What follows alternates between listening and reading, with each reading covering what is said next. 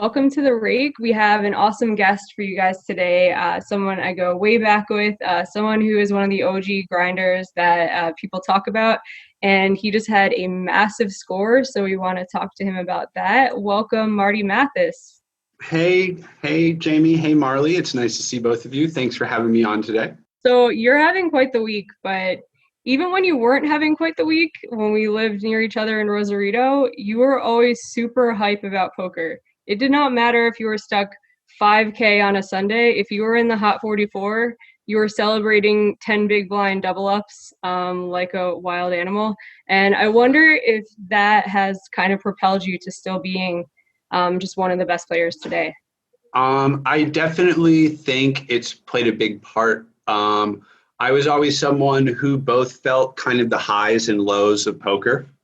And some people can tune off like that feeling to themselves, and like maybe they think this is for their great benefit that they feel nothing. But I think having felt like these very low points and feeling these high points, I feel like, I don't know, like I remember what it feels like to be at the absolute bottom and like how awful that feels. And to like not have that feeling again is kind of a motivation for me to like get better, to like never be in that spot again. Because I remember like yesterday how bad that like really bad feeling feels. So like I try to take like great pleasure in these really good moments now, or even like those small moments. So like I definitely think that helped me rather than hurt me. And I still think that helps me to this day to kind of find like this. I'm passionate about poker. I love poker. Like I love building a stack in a tournament. It doesn't matter what the buy-in is. I have a really good time with it. Like if I were to win $10 million tomorrow, I would do the accounting that I have to do, like wake up and still register the same tournaments that I was doing the day before. Like I would be playing tournament poker like with any kind of score. Like that's just what I like to do. So to win at it like feels really good for me. Yeah, that sums you up like how I feel. I don't know you super well, but that was something that stuck out in my mind, that you love the game so much. You would be like, for me, I'm like, if it's a Sunday and I've busted all the majors and I cannot even get even if I win my last tournament 3 times, it's really hard for me to be happy for a 10 big blind double up. I thought you were joking. He's like running, he was like, yeah, like screaming and running around the apartment. I was like, I don't know, something's wrong with that dude. But there was nothing wrong with you. You just love poker so much that you're just happy you played the hand well, I guess. Yes. Do you want to hear a funny story from actually just yesterday that kind of sums up exactly what we're talking about? Sure. So I woke up at 5 a.m. yesterday. I had a day 2 of like the Hong Kong dollar thing on GG Poker. I was grinding by myself for a couple hours. Brian Piccioli had just come down with a friend of his from Las Vegas, and they checked into an Airbnb the night before in Rosarito, and their internet wasn't working when they woke up. So they asked if they could come over here and grind with me. They got here like 10 a.m. to register like the GG 1500 circuit freeze out thing. And I'm registering that with them. We're all sitting in this same room. And I'm trying to register the Sunday Million on Stars into my session. But Stars has this thing where the lobby lags now. It's such a shit software compared to the old days. It's sad, honestly. And so somehow I accidentally misclick register the 1650 beat stack bounty TKO, the 20K guaranteed. So it's just on my screen with like 14 other tables. And they're just like, dude, you're playing like the 3K WPT, you're playing a 1600, you just need to like punt this off. You need to just like whatever you can do to get this off your screen. But like I just took it serious and I played it, and like 9.5 hours later, I'm like 1 of 14, and I'm just like, okay, this would be nice, you know? And I ended up getting 10th, so like no story, but like everybody was just telling me, oh, you need this off your screen, you need to punt this. But like, I don't know, like I don't have that in me to just like to lose on purpose. I don't know. Like I just want to try to win, and I have the same fun in that $16 PKO as I do in like a $1,000 tournament. And like I just love the game. Like I attach like significance to the gamesmanship of it, I guess. And whether that's stupid or I don't know, I definitely don't think I try to maximize the money I make when I'm playing, basically. That's really crazy. I feel like that attitude is so unique to poker. I don't know that I know anybody who can take a $16 tournament as seriously as a 25K. I'd like to hear about what was your lowest moment? What was that experience for you, and why do you always go back to that when you?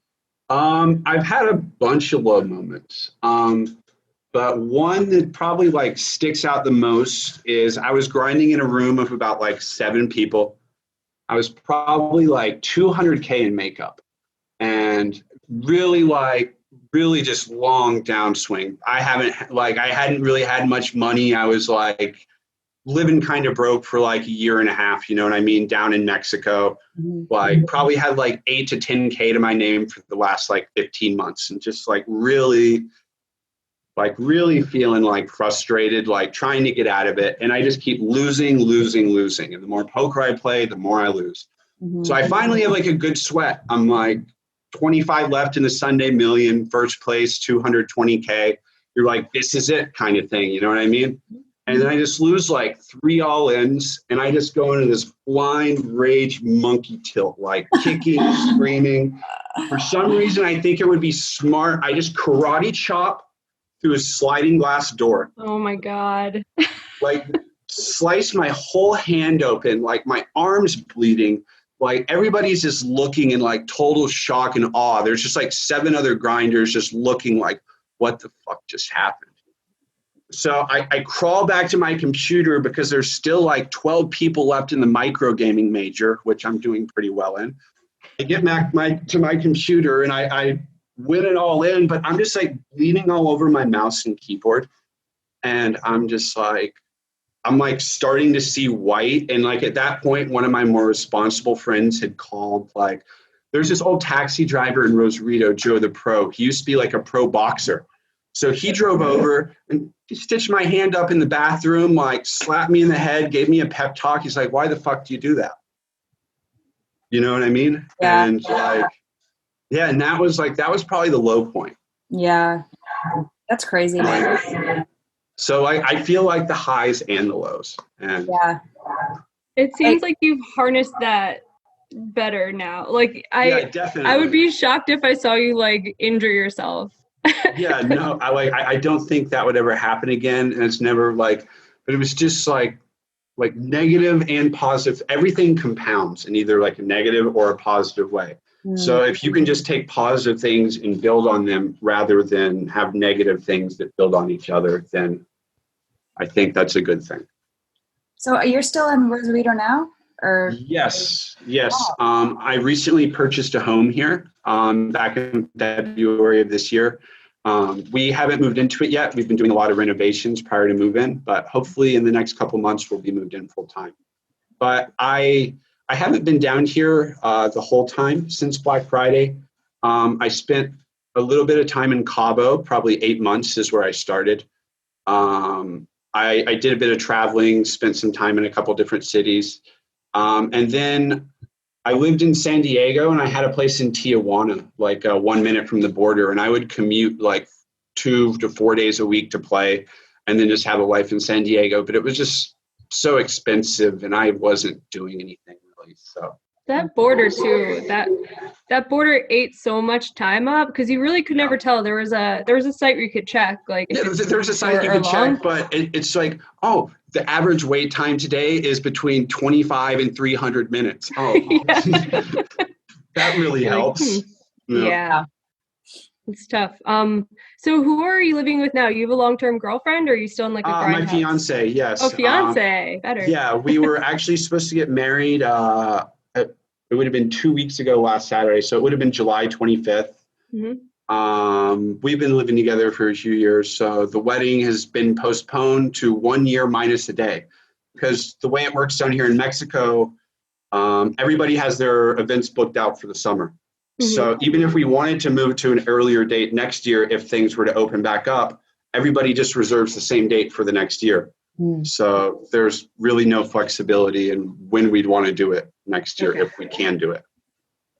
It's crazy. Everyone's life is just totally put on hold. Yeah, and think about the people that wanted to get married but never proposed and never booked a date. Now they're looking at like 2 years more than they ever wanted in the first place. Yeah, that's pretty crazy. This event backup for in perpetuity. That's great for people like me, though, who are like commitment phobes. I'm like, nothing I can do. I mean, there's a pandemic, you know? I'm the opposite. I'm trying to get a visa, so I'm like, time is money. Tick, tick, tick, tick, tick, tick. I can only imagine Spraggy in like a tuxedo tracksuit. Yeah. We've already said if we ever do like engagement photos, we're going to do like the most trolling, like. Mm-hmm. So can I ask you a question, Marle? Oh, yeah. So during the quarantine, my fiance and I have been watching a lot of TV, and she's really got me into this like 90-day fiance, 90-day fiance before the 90 days, 90-day fiance the other way, like all the variations of it. Like, have you and Spraggy thought about like trying to get on one of these shows? We haven't, but I've never seen them. I've heard about them, obviously, but it would be interesting. I think we would crush. We would definitely. You guys would do really well, and you should watch the shows. I'm not saying it's great TV, but I'm saying it's a great way to have like a glass of wine and have some laughs. Like like bad reality TV or whatever. Yeah, bad reality TV, but like on a level that you can relate with, though, since you're going through a similar situation. So yeah. I mean, you better hurry up. Yeah, I've been waiting. 9 months. Come on. When's it gonna happen? That's a baby. That's a baby. Oh man. 9 months is a baby. Yeah. So you just won $1.3 million. Yep. Not to change the subject or anything, but tell us about that small life event. So it was like so weird how like everything kind of happened. Like, I generally don't sell action for tournaments, but there were a couple big tournaments like on the same weekend. And I put some up for the Venom, just like a small amount. And then I had a bunch of like random people take a small amount, like either like people that don't even play poker anymore, like old friends I had from like back in the day that are just bored during quarantine and wanted 1%.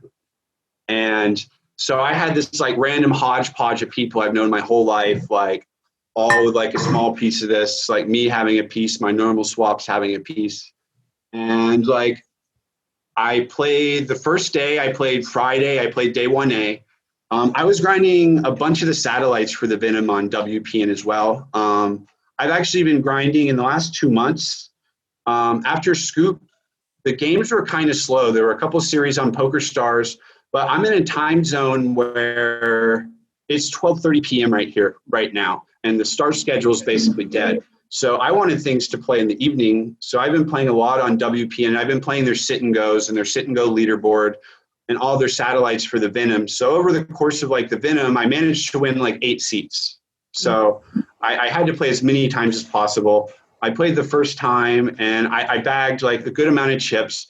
The tournament took like, it was like 13 hours. It was absolutely insane. And it was cool to have some chips. Then day 2 wasn't until about 10 days later. So it was kind of just on the back of my mind because there's the Stadium main on Poker Stars. There was the WPT 3200 on Party. GG had all the WSOP going on. And then having already made it through it was just kind of slow for me. And then the day 2 that it started, I had day 2 of a couple other tournaments. I busted those real soon, and I found myself just one-tabling the Venom and just started building some momentum on day 2. And I finished like kind of around middle of the pack after day 2. And then day 3 was the slowest start, basically kind of ever. I basically blinded down. There were 12 people left. I was 11 of 12. I had 13 big blinds. Like the 10th place stack had like 30 big blinds. And I just, like I've been in this spot tens of thousands of times in other tournaments though, you know what I mean? So as long as you have some chips, you have a chance. And so I just like, oh, whatever happens, happens. I get 2 10s, go all in. I double up to like 27 big blinds. I raise the button with 2 10s. The small blind 3 bets. I get a 4-bet shove in and he snap folds. So we're up to like 45 big blinds. And then there was this really key hand in the tournament. It was my next big blind. Guy opens who covers me. He's silk skier. He plays under the same name on all the websites. I'm not sure who it is in real life, but I know I've seen the name before. And he opens button like 45 big blinds effective, and I have like ace of hearts, 6 of clubs. And the flop comes queen of hearts, jack of hearts, like 10 of spades. I check, he bets 20 to 25%. I call. Turn is, it's just some random crap card that doesn't really interact with the board. Maybe like a deuce or a 3, it goes check, check. And then river was the 8 of hearts, so the 9 would make the straight. And so I have like, I check, he bets like 80% of the pot, and I have like ace high with a 6 kicker, but I'm blocking the nut flush. And I'm like, this guy's going to fold a 9 every time. And if he checked back a flush draw on the turn, I'm out of here. And I just went for the really quick all in, and he time banked from like 140 seconds down to 0 seconds. And I just let out the biggest like hoot and holler and celebration that like, I was so happy. And that's been from there. It was pretty much smooth sailing for me. Like the final table, I really didn't play many hands. I won a couple small all-ins. The other guy who was chip leader kind of just, he did all the work and paved the way. And then we got to heads up, and then we made a deal. After one hand, he managed to win the first hand. But Phil Nagy contacted both of us and his support team on Signal. We both expressed interest in making a deal. We discussed the numbers. We only had to play for 25,000, which was cool. So it didn't, because playing in a 400,000 heads up match, like I don't know. It doesn't matter how much money you win that day or how rich you are. Like nobody is prepared to play a $400,000 heads up match against a guy who is also like a pretty damn good player. Mm-hmm. So I'm just like more than happy to make a deal in that spot, and even more than happy to lose the 25,000. Like it's at that point, I'm just more than happy. Like a bunch of my friends, they're just like, hey, like you guys should just flip. Like it'll be really cool if you flip. It'll like good. But I'm just like, hey, like I just played this tournament for 13 hours on day 1, 12 hours on day 2, 12 out, like 8 hours on like, and now 2 hours. I'm like 37 hours into this tournament, and it's my biggest score ever. And do you know anything about me? Have you ever listened to anything I've ever said about poker or anything I've ever said about my grind? Like, what part of like me don't you understand where you think I'm just gonna get heads up and flip for it? Like that's just not gonna happen. Like it's not even about the 25K. It's and there was even a similar spot in Uruguay earlier this year. Me and James Ramiro chopped heads up in the high roller down there, and we had some wine delivered to the table. We were drinking wine, but I didn't want to flip for it. I just wanted to have like a drunk heads up sit and go with my friend to like see who won. Mm-hmm. That's right. That's more fun for me. Relate to that. I had to flip one time. It was only a charity event. It had like 5K for first, and you're like donating some of that money back. And it's like 2 people I kind of know, and they're like, awesome, let's flip for it. And you can't be in a charity event. You can't be like, no, man, I'm trying to win. So I'm like, okay, fine, we'll flip for it. And the whole time feeling like, I don't want to flip. Yeah. It's so ridiculous. Win?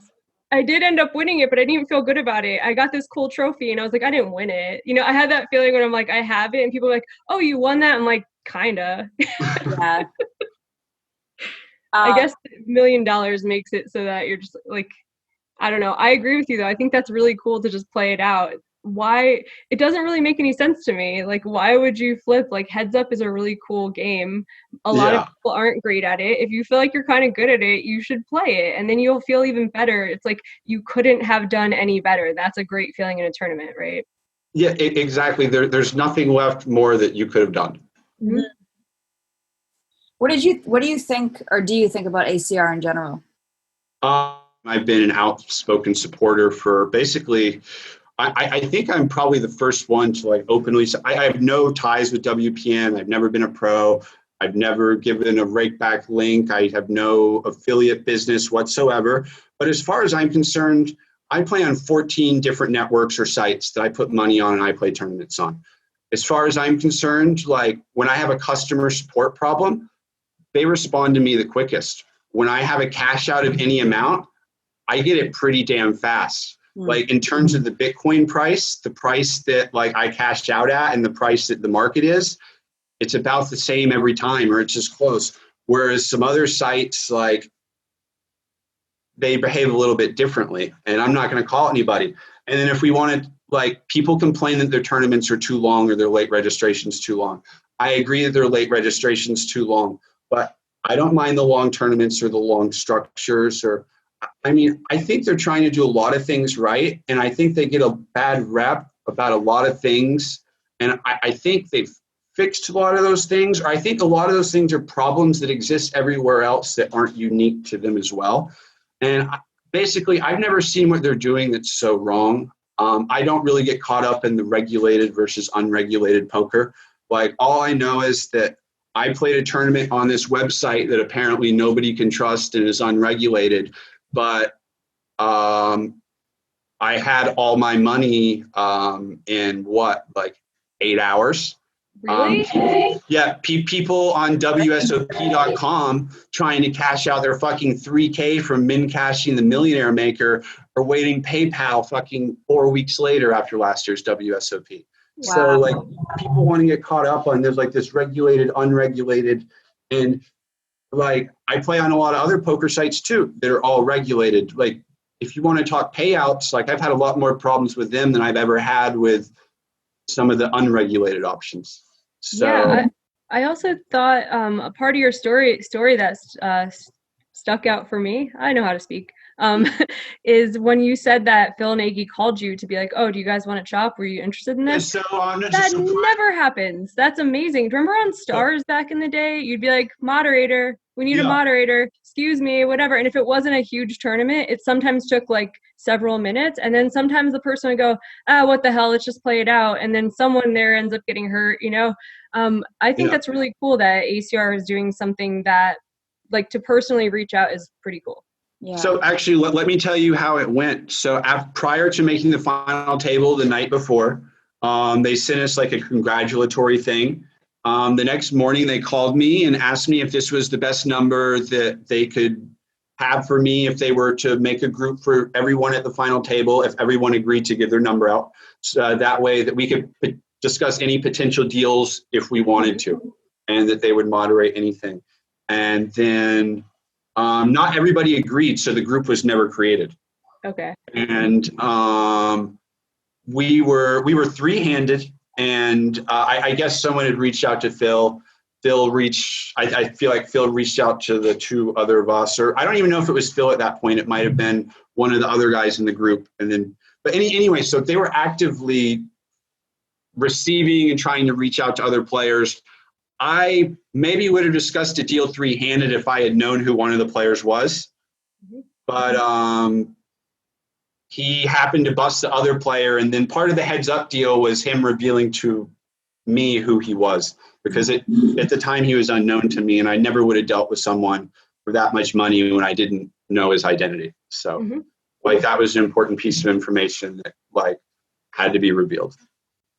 Yeah, I actually don't play on ACR, and I just think I always worry about that stuff, and it's good to hear from someone, you know, like you that you don't worry about it, and you know, no big deal. Yeah, and like I said, I play on all the other sites as well, and it's I don't know, like, I mean, you like, tell you what, there's not much for you to play in your time zone right now. It'd be pretty awful in the UK. Yeah, I mean, I just play. I mean, I'm playing some WSOP and stuff, but I'm not playing like a ton. But I just kind of feel like, for me, it's like I have access to every site possible. Why would I play an ACR? I mean, I know it's like soft games, but why gamble? Why even like take that risk if I have access? Yeah, people ask me that all the time as well. Like, I get this all the time. Like, I have my American friends who are playing with me on ACR, and they're like, "Hey, like, you moved to Mexico to play Poker Stars. Like, why are you in these games with us?" Yeah. And I basically tell them, like, you actually don't realize how good you have it. And it's not just ACR. It's ACR is probably the toughest of the American sites. Really? To play on, like PP. Global Poker. Oh yeah. Okay.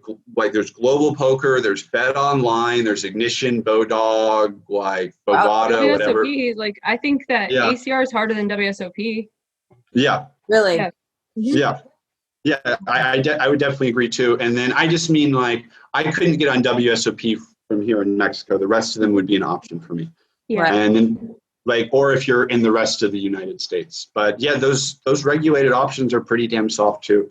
Like the WSOP games seem pretty good. Yeah.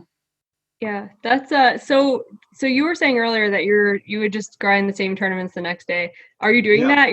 You're back to the normal grind? Oh yeah. So actually kind of back to the normal grind. So Wednesday it all happened. Thursday I woke up really hungover, but I had a bunch of accounting to do. And I basically spent the whole day doing accounting, and I played just one tournament. There was a 1K WSOP. Friday I put in just like a 10-hour normal grind. Like woke up 7, started with a 215 bounty builder, basically 9 to 15 table MTTs for the next 10 hours. And crazy. All right. Saturday, I woke up and I was just planning to play like the GG flight, the Hong Kong dollar. But I saw that Doug wanted heads up action on Twitter. He was looking for someone to play him in heads up no limit. So me and Doug go way back. He was one of my first friends in poker. I flew out to meet him in Las Vegas when I was 17, like maybe even 16. We were both underage, I stayed with him and his grandma in Las Vegas. Like we go back to like the beginning of time, basically. So, and he was always good at heads up and I've always sucked at heads up. And we ran a stable together and that's when he was good at heads up. And so the little bit of heads up I know, he taught me. And I was like, okay, I really want to test the limits of like how lucky my ACR account, or I play on black chip, but anyway, how lucky my account is. Like, can I finally beat Doug? So we played for like 90 minutes. So I got his head set up and I coolered him twice and I got him. So that was like, it was like a satisfying moment.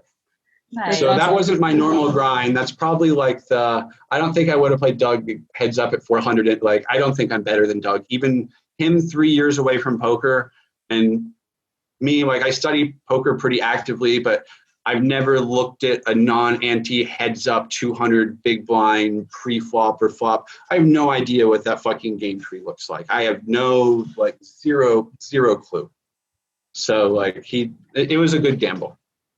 That's awesome. I didn't know that about you and Doug. That's so funny. You stayed with him and his grandma. I stayed with him and his grandma, and his grandma loved me and didn't like Doug so much. That's amazing. What? Wow, I'm going to needle him for sure about that. Yeah. That's great. We interrupt this podcast with an important message from our sponsors at Run It Once. This week on Run It Once Poker, we're giving away over 12,500 euro in our popular leaderboard program. We're featuring 3 daily no-limit hold'em leaderboards and 3 daily pot limit Omaha leaderboards that will pay out the top 10 players for each given day. Plus, we have 1 weekly 200 PLO leaderboard that will pay out the top 5 players of the week. For full details, head on over to once.run/dailylead.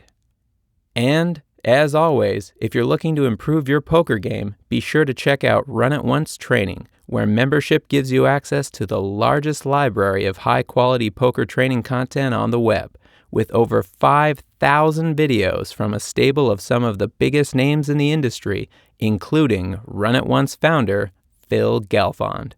Sign up now through once.run/learn, and you'll get free access to 3 of their elite-level videos.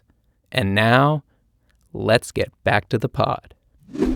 I want to ask you about your, I was saying that if you came on the pod, I would buy you a jalapeno margarita at Aria at some point, but you said you have transcended that and you're onto something better. And I want to hear all about that. Well, better might be a stretch. Like, I don't know if better is the word. I hope he's going to get a dog. Yeah. No. The dogs are here. The dogs I might are get here. one. Yeah.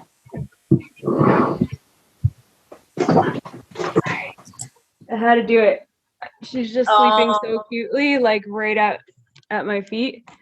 Marty, this is Princess Buttercup. She's brand new. Oh, she's so adorable. Hi, Princess Buttercup. Say hi to Torcita. Aww. So cute. Wow. I'm kind of jealous of the dogs that stay like portable their whole lives. I just keep getting ones that are going to grow into monsters. Oh, yeah. Well, I mean, it's a tough job, but someone's got to do it, right? Yeah. So anyway, back to the margs. So basically, jalapeno margs, they became a regular thing down here. I would go to a restaurant, I would order them, I would love them. Like me and the boo, we would throw them back. They'd be very good. And one night we got drunk in one of our favorite restaurants in TJ, and we asked the guy, like, hey, can you make anything hotter than like a jalapeno margarita? Like do you have like habaneros or something? And so they're like, yeah, yeah. So they make a habanero margarita. Very good, like not too much. So over time, we do the habaneros and we start asking them to make them with more habaneros, like more chilies. Like, how many can you do? How many can you do? So, and then by the end of the night, I get drunk and I'm like shouting at the waiter to bring me El Diablo ahora, like bring me the devil now. So one of my friends, his brother moved down to Tijuana and he's kind of like a recreational bartender and he likes to make drinks. And so he started making spicy margaritas and he's like, how can we make these spicier? So they ordered some ghost peppers and they found he uses like, have you ever done a whippet before? Like, you know, those like cream tank things. So like you have like these pressurized cans, but you can make cocktails with them. So you just like use this pressurized like creamer to create a pressure chamber and it infuses the tequila with the pepper, like extract basically. So you add that to the tequila, it makes it really spicy. And so ghost pepper is spicy, but like it wasn't enough, you know what I mean? They're trying to break me. So the point we've reached now that I just tried is at the start of the year, they ordered Carolina Reapers, which on like the Scoville scale, it's like the hottest naturally occurring pepper like known to man. And they distilled a batch for 3 months and a batch for 6 months and put it into tequila and we put it in margaritas. I sent you a picture of the process on Twitter. Like, you can't touch anything. You have to use like a medicine vial dropper to put it into the drink. What? And yeah, Jamie can show you the photos. And my whole mouth was like burning. It was like, it was crazy. Is it enjoyable or is this like a challenge just to see if you could do it? This was, I told them that like, hey, like I enjoy the other levels. Maybe the ghost pepper I don't even enjoy, but like we don't need to keep pushing. Like I can drink it, but like it's no longer enjoyable. And like I'm just happy with the whole of it. But you know, like some people just want to push you to your limits. And I don't want to. So the next step that we can go, there's something called Pepper X. It's like a genetically modified pepper that's hotter than a Carolina Reaper, but I don't want a non-natural hot thing. Yeah, I'm confused. Is this a guy thing? Because I don't think there's nothing inside of me that makes me want to be like, I want to just torture my insides and hurt my mouth and just see if I could do it. So I could be like, Marty, I did it and you didn't do it. Is that it? No, and it's not even so. I don't know. It's more like a Marty, can you do it thing because the friend in question doesn't even drink at all. But he's buying all these ingredients to get margaritas to kill me. Yeah. Did you check if he took out a life insurance policy on you? No, but I probably should, right? I've been watching a lot of Dateline and Forensic Files, so that came to mind. Oh man, so is that the TV you've been killing the quarantine with? Yeah. I'm actually not even that bored anymore. I do miss people. I like people more than I thought I did, which is, I guess, a good thing to learn. But I'm just not that bored. I'm like doing a lot of poker stuff, and I'm kind of, well, the puppy helps. Obviously, this is like a 12-hour a day distraction because she's really fun. But yeah, are you guys bored still, or is it like normal at this point? Poker's been a godsend, to be honest. It's like I've always appreciated it, but I've never appreciated it more than now. That's true. We're so lucky. Like, who would have thought that like being a fucking like internet keyboard warrior who like can play cards, like who would have thought that this is an apocalypse survival skill? Like, have you ever played that game where you like rate your friends based on their apocalypse survival skills? No. And like, so someone asked me this I was smoking with someone and they were just like, so like apocalypse survival skill, like 1 to 10. And he just like pointed at a bunch of people. And it got me thinking, but now my ratings would change if like online poker is like part of the skill. And I would have never thought it was up until now. Yeah, and you know those people who like they're the doomsday prepper type people. They're the ones who like have like a year's worth of food stored and all that. I feel like those are the people who are just like, pandemic's not real. I'm not wearing no mask. And they're like out. I'm like, you've prepared your whole life for this moment. And now you're the one getting sick. It's crazy. It's crazy. Oh man. They're just trying to up it, like they need more ammo. Yeah. Oh it's man. not severe enough for them. Yeah. So just as like a random tangent. So I have been really surprised like how Mexico has handled this whole situation. Oh. Like it has been, so the beaches, like I live like half a block from the beach. They're still not fully. 3 weeks ago, they opened Monday through Friday from 8 a.m. until 10 a.m. only, and just for people exercising. They were closed for like 3.5 months before that. And now they're open twice a day, every day except for weekends. They're like, they open in the evening as well. But they don't want like people congregating to spread.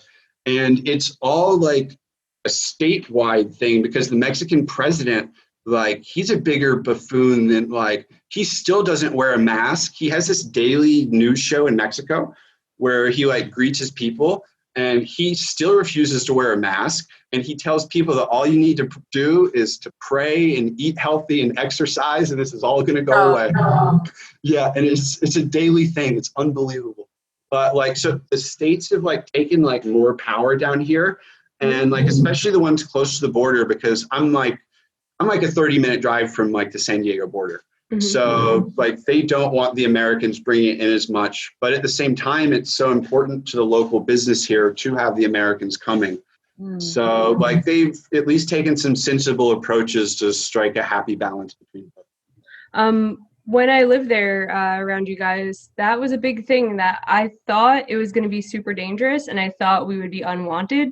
And that was not the case at all. They were so happy to have our business and they were so kind to us. Like there were certain times we'd show up with 10 people and their restaurant was going to be closing. It'd be like a family-owned restaurant. And they're like, we got you guys, because we would tip well and we'd buy a lot of stuff. We'd buy alcohol and like they were awesome to us. And that would really suck if they're going to be like collateral damage to Americans being stupid, because I could see not wanting to have the beaches open all day and having like spring breakers or whatever else vacationers from San Diego. It's going to just make Mexico more dangerous. But that's a shame if that ends up being like, if they end up closing a bunch of those restaurants because they don't have Americans spending money there, that's so crappy. Yeah, it'd be a rough hit. But so like one positive thing to come out of the quarantine is like there's competing delivery services in Rosarito now, and like all the restaurants have delivered, and that wasn't a thing when you were here. So it's just like life is much more livable.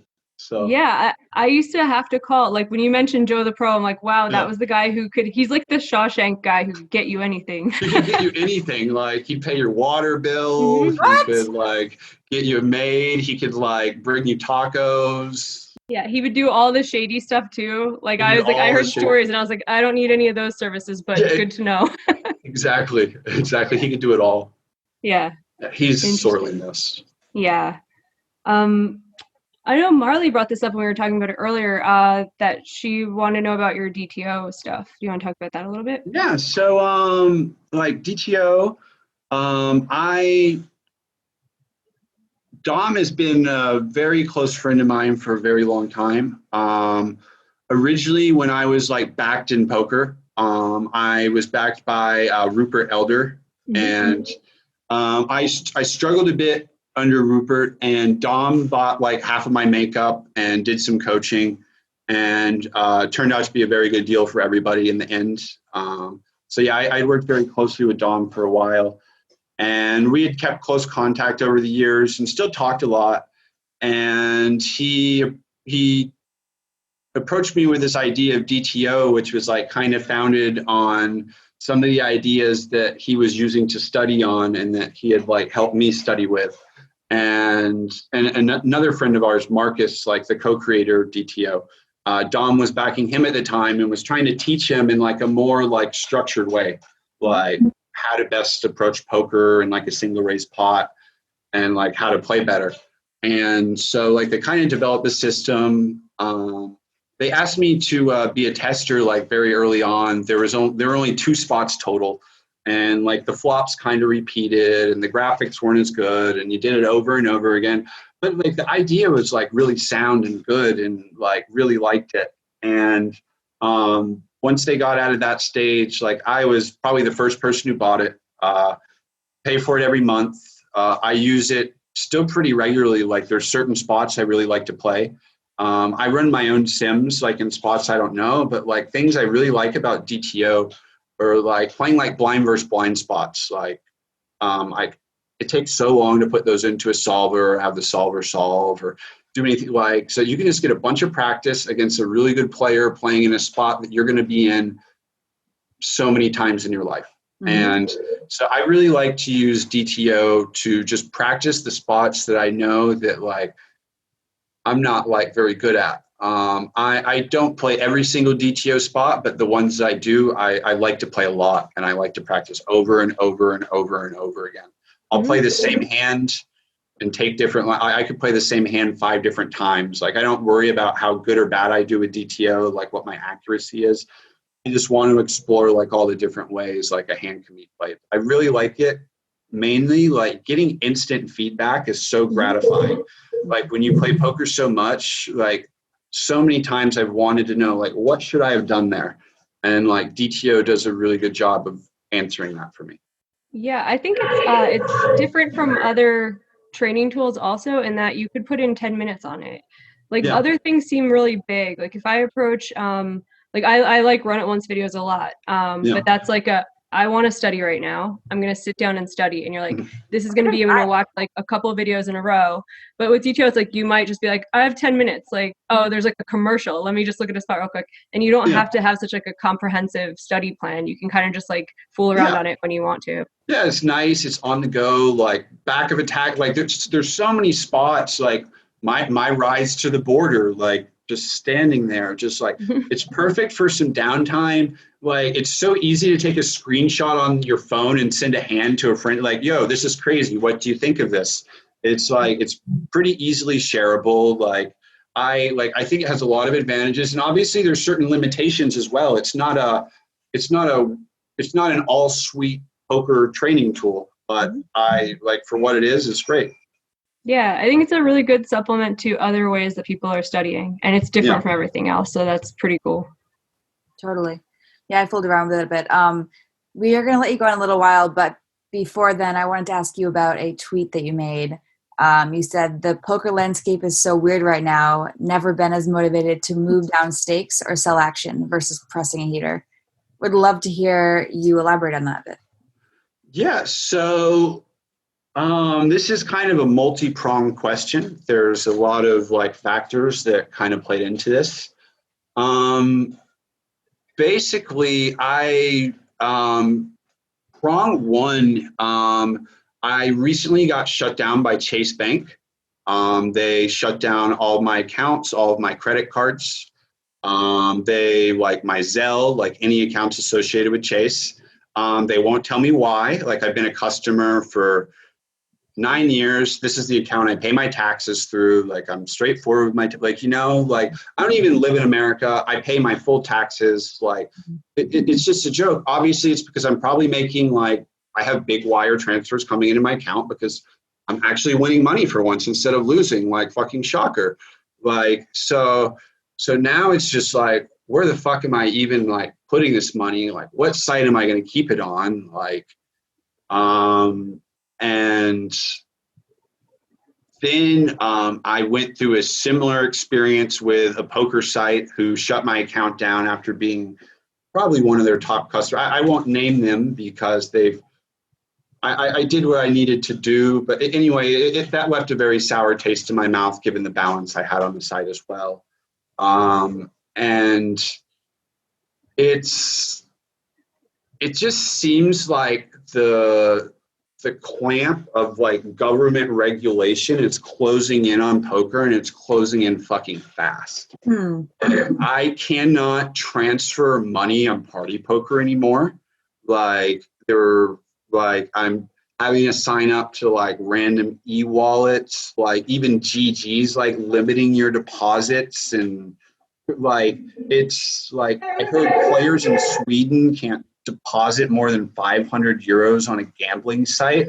Like, it's like, how are you going to be able to get money like on or offline in like any, like, maybe I'm just being overly paranoid, but for me, it just seems like the writing's on the fucking wall. Like, I treated like I've done a lot of backing. I play high stakes tournaments myself.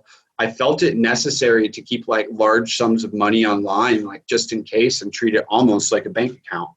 But that just like doesn't seem like a realistic possibility anymore.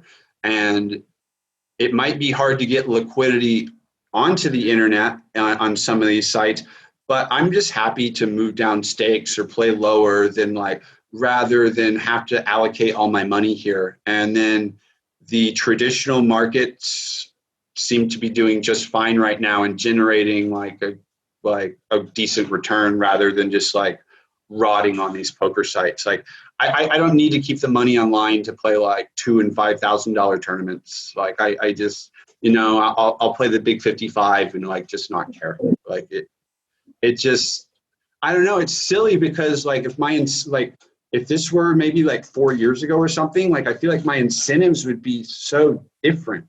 But it just, I don't know. It just seems so hard to like keep and move money online right now. And I don't think I'm the only one feeling this way. Like I saw, like I can't speak for him, but I saw Patrick Leonard's made a post about like walking away from like BitB and his stable for not wanting to support certain practices and having this money. Like I'm talking about investing in myself. He plays like 3 times the stakes I do and invests in all players who plays the stakes as me. I can't even imagine what he feels like keeping that money online. You know what I mean? Or like be millions and millions of dollars, right? Yeah, it's just millions of dollars for like what fucking return with what guarantee? Like it's, I don't know. Like staking seems like a real tough game these days. It's never been an easy game either. Don't get me wrong on it. Like staking's never been easy, but it seems tougher now than ever. Yeah. Like and you'd probably do better just having all your money chill in Bitcoin, right? Like how plus EV are people that you're staking that they could actually beat Bitcoin in the last couple of years? Like not saying that that's stable or something, but I'd rather gamble on that. But hey, if we're not even talking about Bitcoin, but let's just say that like you wanted to stake like 5 guys over the last year, and let's say that instead, let's say instead that every week you just dollar cost average like 20% into Bitcoin, 20% into gold, 20% into S&P 500, like 20% into like small caps, like 20% into tech stocks. Like how good your stable doing? Like there's like nobody who could beat that return. Yeah, like markets have been really good, and I think people are realizing that, or just like realizing that maybe it's time to take the capital elsewhere. And I haven't been a backer since I had my like stable with Dutton. We left the game in like 2016, so I can't even imagine. Like I can't speak for people like BBZ. He's been in it for so long. Like hella props to him, man. Like it's insane. Or like Pokar, or like even BitB. They still have the guys running it. It's a tough business, and I got to give them a lot of credit. Yeah, it is. It's. I've always said, I'm obviously I've never staked anybody, but like I've known a lot of people who've had stables and stuff, and it's and just never mind like choosing. You'd be so choosy with who you stake because trust and there's so many risk factors, and like you said, I just can't imagine that there aren't better investment opportunities these days. Yeah, as someone who is staked for big games myself right now. And we'll just hopefully your staker's not watching because they're gonna be like, Marley said Bitcoin's a better investment, and I think I'm gonna go with that. But diversifying is also very important. Like like you can have both. You can have a Marley and a Bitcoin. True. Well, I have to choose between one or the other because I'm poor. So right now I'm choosing Bitcoin. No offense. Yeah. Man. This has been fun. Any closing? Hey, this is what I need. I need some advice. because you just crushed poker and you were grinding for a long time. Like, you had scores and stuff, but this is like massive. Do you have any advice for a withered old reg who would like to start loving poker more like I used to? Okay, so my advice for some, like, I've had a couple people like hit me up and ask me about this, even before the Venom score or anything. Like, I've had a lot of friends who used to play poker. Quarantine comes, they're really bored. Like, they have more free time than they've ever had in their entire lives, and they want to get back into poker. Mm-hmm. And they want like what's the best way to like learn fast and get back into poker. So this has been my exact same advice to every single person that I'm going to give to you. I think, like, number one, you need to have a good ICM calculator. Doesn't matter if it's Hold'em Resources Manager or Hold'em Resources Manager 2, like HRM2, ICMizer 2. It doesn't matter which one. I use ICMizer. People use the other one. Doesn't matter. Get it. You're going to need that. This is going to be the backbone of most of the time you spend studying. Next, there's a lot of solvers out there. You're not going to need anything fancy. There's like a cheap one. It's like $99. It's called like GTO Plus, I think, or like it's the same guys that made Flopzilla or whatever. Get something like DTO, $10 a month. You want to train her to practice some spots. Then what you want to do, you want to go to, you don't even want to worry about the money. Make sure you have like a tracker or HUD, something where you can mark hands. Don't worry about your stats. Don't worry about anything, but you want a way that you can mark hands. Anytime you don't know how to do something, you mark that hand. You play short sessions. I recommend playing the on-demand sit and goes. PokerStars has them for rest of world players. WPN has them for American players.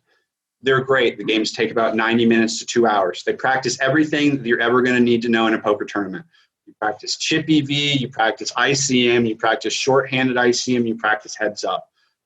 Literally every single spot that you have, doesn't matter how basic it is, doesn't matter how complex it is.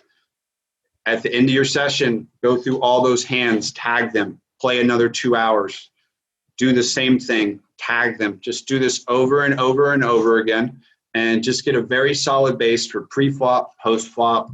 Then I recommend just starting to mix like low stakes tournaments and just doing the same way.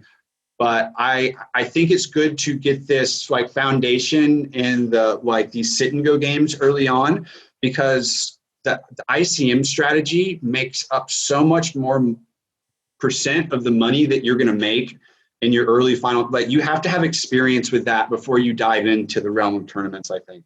Otherwise, you're just going to be losing way too much money. Like, yeah. Do you know, it's actually really funny that you suggested exactly that, the sit and goes, because I had not had that suggested to me. They're like, play a lot of tournaments, play smaller fields so that you experience more final tables and you get to actually do some ICM work. Daniel DeVoris was on our pod probably 2 or 3 months ago. He also won over $1 million this week, and that was his main thing. He said, you know, if you really want to get good at ICM, get yourself into a ton of sit and goes and just experience more shorthanded play. Yeah, honestly, like the on-demand sit and goes on either Stars or WPN. I'm not sure if Party doesn't run them here.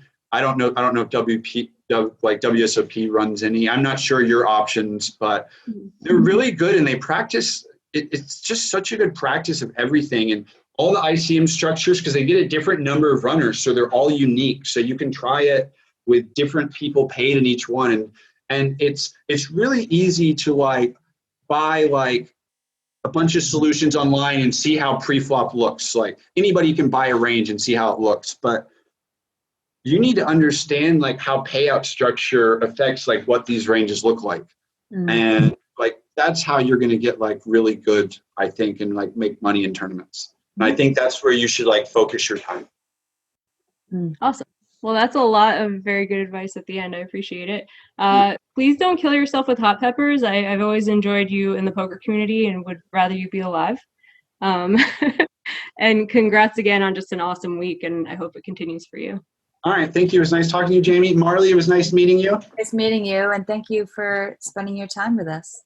All right. No worries. Enjoy your night. Bye. Bye, guys. Bye.